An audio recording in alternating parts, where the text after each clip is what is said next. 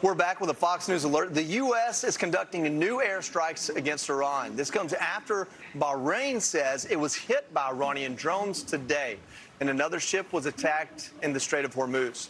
This comes after the U.S. launched strikes against Iran last night following ceasefire violations that the president called foolish. The strikes targeted radar sites as well as drone and missile storage locations.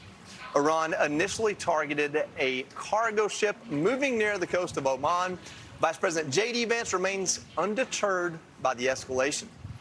Joining us now is Congresswoman Anna Paulina Luna. She sits on the House Foreign Affairs Committee. Of course, she hails from the state of Florida, and they've got quite the display out here on the National Mall. But before we get to any of that, as you see on your screen right there, the Strait of Hormuz, more strikes today right there. The ceasefire holding on by a thread, Congresswoman.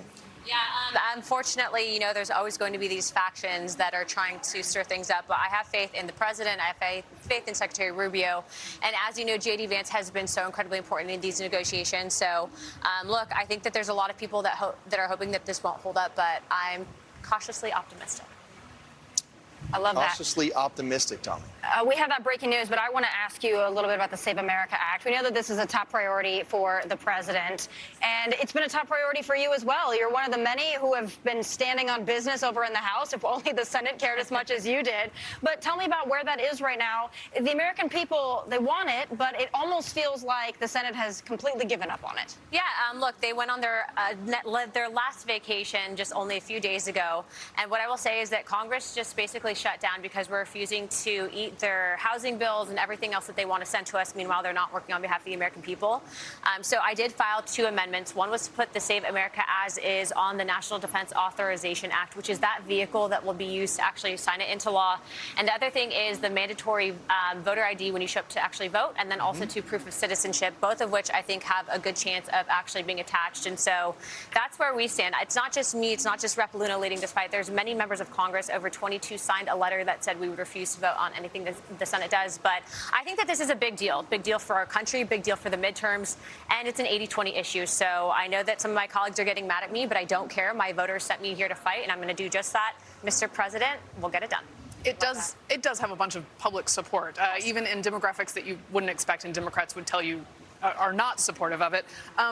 Some in the Senate say, look, the math is the math. We can't get to the number 60 or 51.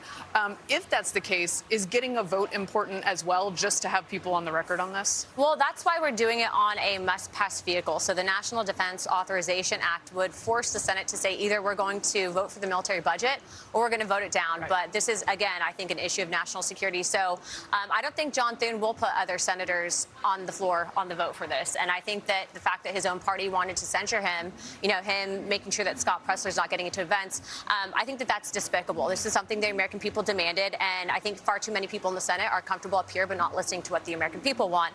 And as you saw in New York, we have a massive problem on our hands with people that hate this country, and we're not going to let these senators, convince Americans that they should vote for Democrat Socialists of America. Yeah, a lot of people feel like they're just wanting to tread water until they get too late into August, and then they can't, purge the rolls. This is something the American people have been demanding, Democrats and Republicans, speaking to your point, Mary Catherine, and I salute you personally. I think a lot of people really applaud you for staying with this and not giving up the fight. Meantime, I want to ask you about the Great American State Fair, your great state, Florida. I lived in Brickell. I love Miami. Among the very best booths here, it actually features manatees, foliage, fresh foods from your state, and it even has an exhibit highlighting Florida's contributions to the space race. And you got a chance to visit the booth. Give us your impressions. Look, as somebody who lived in Florida, I get it. For people who haven't lived there, there's something special about that state. Look, we definitely competed well with New York, and I hear that Arizona has some good stuff. They do. But look, I had the most fun. I brought my 2.5-year-old with me, and he played putt-putt golf, which was very Florida. We also, too, had that, great map that shows that Florida's not just beaches, it's not just Miami. We're an ag state as well, and so we kind of showcased that. But I think of all of it, one of my favorite booths actually had the Georgia onions, and so I was able to kind of go there, took one for my chili, and this experience is really good. I see a lot of people here, not just from Washington, D.C., but also from around the world that are kind of seeing what we're all about. So happy that President Trump and this administration, America 250, put it on for everyone. Wait, did you say chili? Hold up. Next time we got to get some of that here. That sounded good. I did. I brought some home so I can make chili. Outstanding. I love it. I will say I visited the Florida booth, and it is, in my opinion, it's the best one here. Yeah. A lot of great booths, right? But there was a line out the door for that one, and the air conditioning is better in that one. I don't know if that's a Florida thing. They have so much practice. Yes. But Hold up. they made it I think great. I just saw, was that a picture? Who was that? Was that you with the Vidalia onion at the Georgia booth? Did That you go was. by? Did you That take a bite? Yeah, so that's what, well, I brought it with me so I could make chili. And so I asked them if I could take it with me to go. And so as you see, that's me holding the onion. It's amazing because well, I'm going to nerd out on Georgia, talking about the Great American Fair. Vidalia onions can only grow in Vidalia, Georgia, in that area, and that's really an amazing thing, but it's almost Florida. It's down south. So we claim that part of the state because of the onions, not because of the bugs and swamps and everything else. Before we let you go, you served in the military yourself. You talk about attaching the Save America Act to the NDAA to try to get it through. The other side of this, with everything going on with Iran, they're going to come back and ask for more money. Yep. We're looking at $1.5 trillion plus maybe some supplemental cost of just refunding or at least reestablishing what we've spent on this war in Iran already.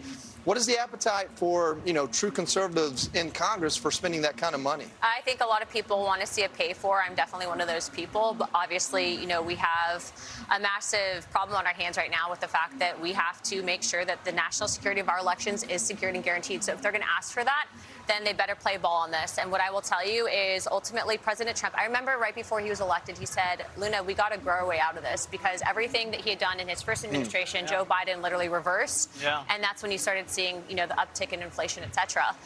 What I will say is that if people would just allow the president to go forward with his foreign policy, including the trade stuff, I think that we're in pretty good shape. But again, my number one goal and objective here is voter ID plus proof of citizenship. You have Chuck Schumer literally telling the entire country they want to give mass amnesty and citizenship to over 20 million illegal immigrants. Look, you and me, we're women. I'm a veteran and I'm also a minority. I'm not stupid and I can figure out how to, provide proof of citizenship. And so I do enjoy that they always say we can't do that. Yeah, it's like, I'm sorry, it's just a ridiculous argument. So I think this week, I think that we're on the right side of history and I think that my colleagues are going to join me. And Mr. Speaker, I really hope you play ball.